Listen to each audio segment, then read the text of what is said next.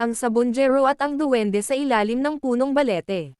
Sa baryo ng Santa Lucia, kilala si Jomar bilang pinakamasugid na sabonjero. Halos araw-araw ay nasa sabungan siya, ulan man o araw, bitbit ang kanyang mga alagang manok na tila ba mas mahal pa niya kaysa sa sariling pamilya. Kapag siya'y nanalo, may handaan, ngunit kapag natatalo, ang buong bahay ay napupuno ng galit at sambat. Marami na ang nagsabi sa kanya, "Jomar, tigilan mo na yan. Hindi puro swerte ang buhay." Ngunit hindi siya nakinig. Para kay Jomar, ang swerte ay nililikas sa tapang, pusta, at panlilinlang kung kinakailangan. Isang gabi, matapos matalo ang huli niyang manok at maubos ang kanyang pera, napilitan siyang umuwi ng naglalakad.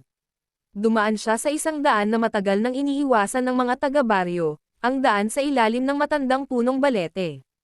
Tahimik ang paligid, walang kuliglig, walang hangin. Buwisit na buhay to, bulong ni Jomar. Kung may duwende man dito, ibigay nyo na sa akin ang swerte. Kahit minsan lang, biglang lumamig ang hangin. May munting halakhak na umalangaw-ngaw.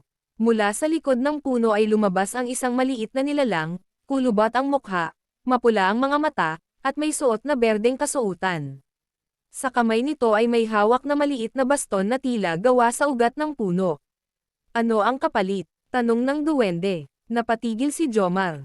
Ikaw ba ay duwende? Sagot nito. Ako si Bantay Liknayan, tagapag-ingat ng balete. Hindi nagdalawang isip si Jomar. Kahit ano, sagot niya. Gusto ko lang manalo. Araw-araw. Ngumiti ang duwende, isang ngiting walang init. Kung ganon, may kasunduan tayo.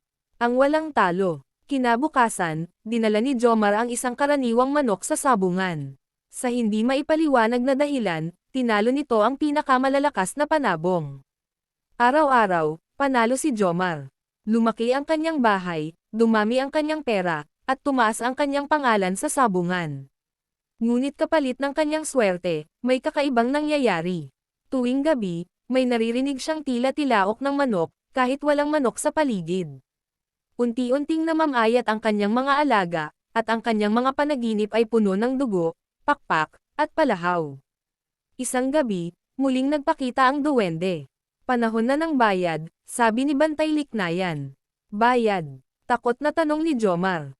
Akala ko ba, hindi pera, putol ng duwende. Ang swerte mo ay hiniram. Ngayon, kukunin ko na ang bagay na pinakamahalaga sa iyo. Biglang napaluhod si Jomar. Ang pera, ang bahay, kunin mo na. Huwag lang. Ngumiti ang duwende. Hindi yan ang pinakamahalaga.